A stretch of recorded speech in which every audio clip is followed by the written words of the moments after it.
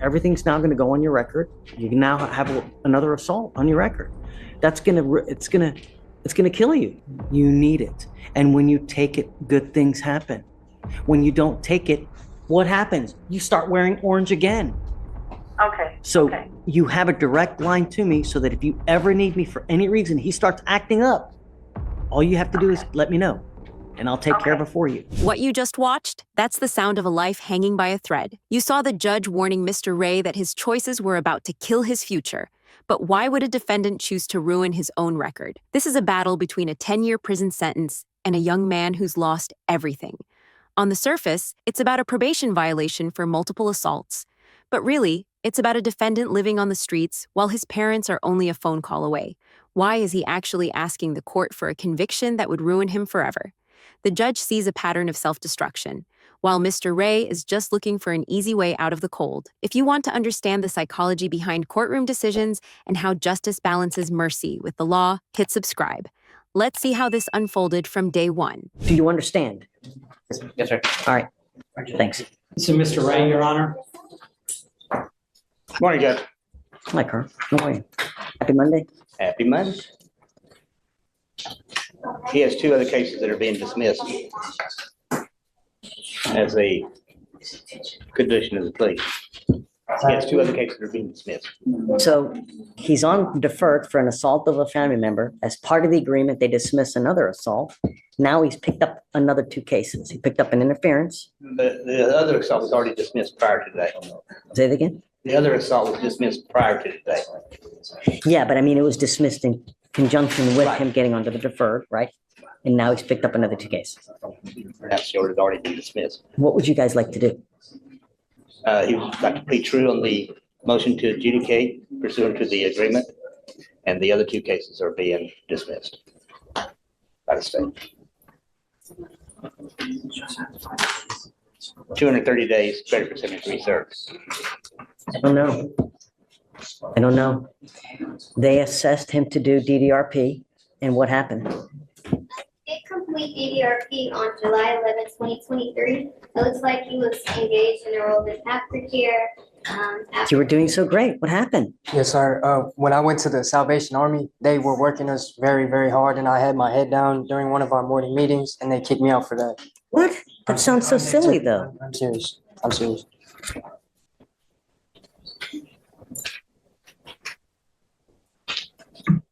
Is that when the cops came and then everything just went haywire?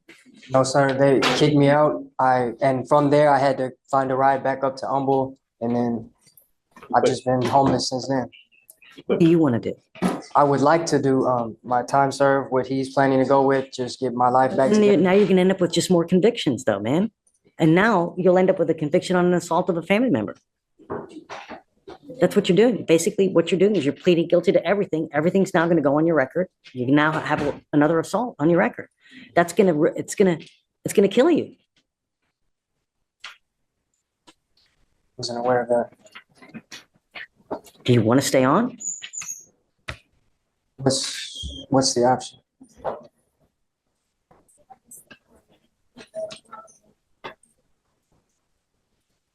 Are you taking any medication? No, sir. Should you be taking medication? Sir. Why aren't you taking? I got kicked out of Salvation Army. That was the last of my medication. What do you have in your life? No one. Where's no mom and dad? Where's mom and dad? I have them, but my phone got stolen and my ID and social security card after the Salvation Army, so I wasn't able to talk to anyone for months. You'd rather live on the street than live with mom and dad? I'd rather live with them, but I need to get in contact first, that's all. You can make that happen if you want. Yes, please. Will they take you is another question. I'm wondering the same. It looks like he has to do the aftercare, which is IOP and SOP. They also wanted him to remain in compliance with his mental health treatment. He also informed the officer at the time that he was not taking his medication due to all of the homelessness and everything at that time. Yeah, I'm not going to take this. No, it serves you no purpose. All we do is basically throw you out on the street, right back for you to do what you're doing now. You're going to end up with more convictions. Next time, now, you're looking at up to 10 years in prison. This is not the right way to go through life, Mr. Ray. You know, you're going backwards instead of, did you graduate from high school? Yes. That's a I'm good sorry, thing. I'm sorry. That's great. No, no. So let's do this. Can you try to get in contact with mom and dad and see if they'll take him back?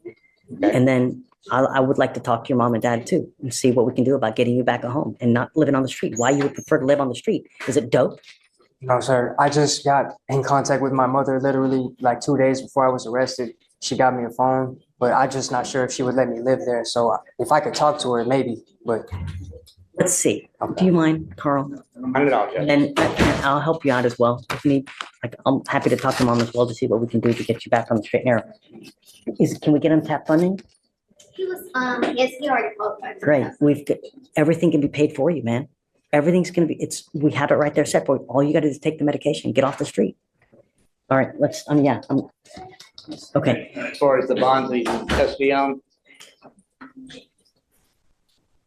Talk to mom first. I'm Okay. not, I'm gonna tell you this now. Where we're trying to help you, I'm not gonna throw you out on the street. I'm not gonna let you out until we know that you have a place to stay. And when we release you, you have to get released to those people, mom and dad. I'm not releasing you to walk on the street and to just walk out and do nothing. No, the only way I'm gonna release you is if I know that you have a place to go to. Preferably mom and dad. Do you understand? sorry, Make all the amends that you need to do. All right? sorry. Okay, thanks, Carl. Steve.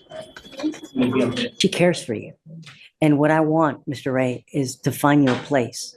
And the only way I'm going to do it is on two conditions.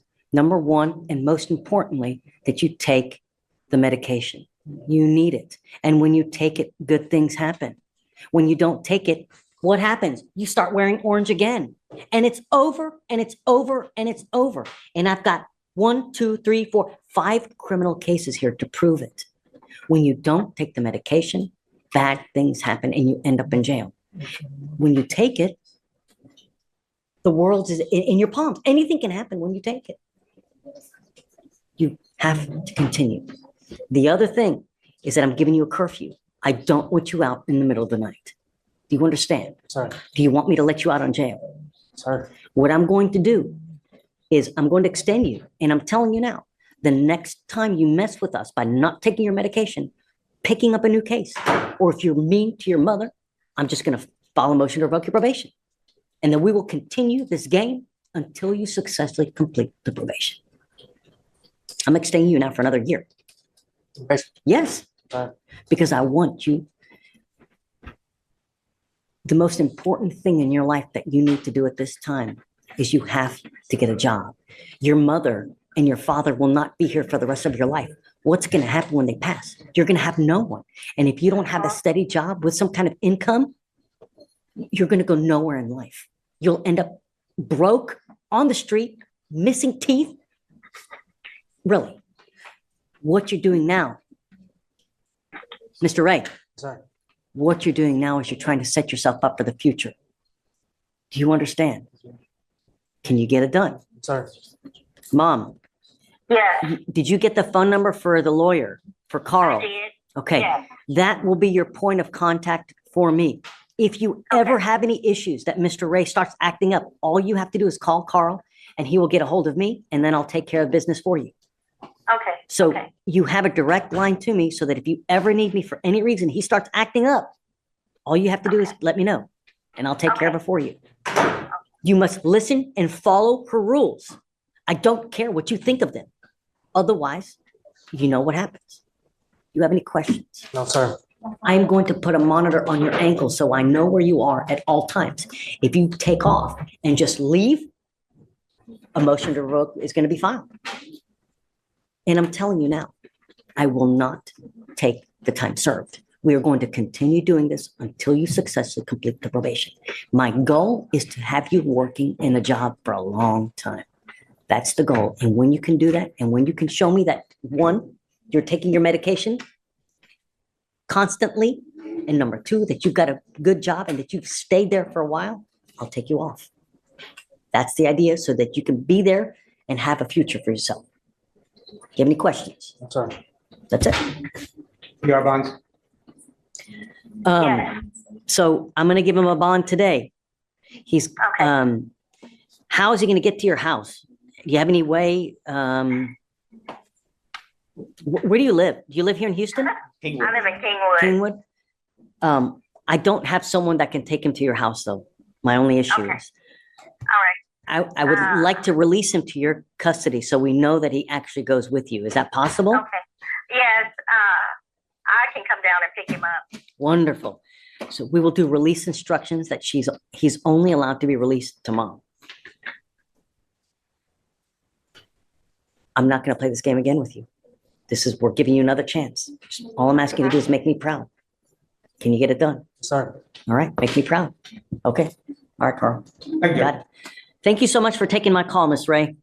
Thank you so much, Judge, Yes. for being such a caring. I Well, like that. Thank you so much. I hope it, appreciate I hope it works. And if it doesn't, just call me. We'll keep doing this until it works. The judge made the call. Mr. Ray avoided 10 years in prison, but he's now on a very short leash. But here's the question. Was the judge being too lenient given the assault charges? Or was this compassionate intervention the only way to save a life? Comment below, Team Mercy or Team Accountability? Does Mr. Ray deserve this final chance? If this case made you think, hit like. Share this with anyone who loves courtroom drama.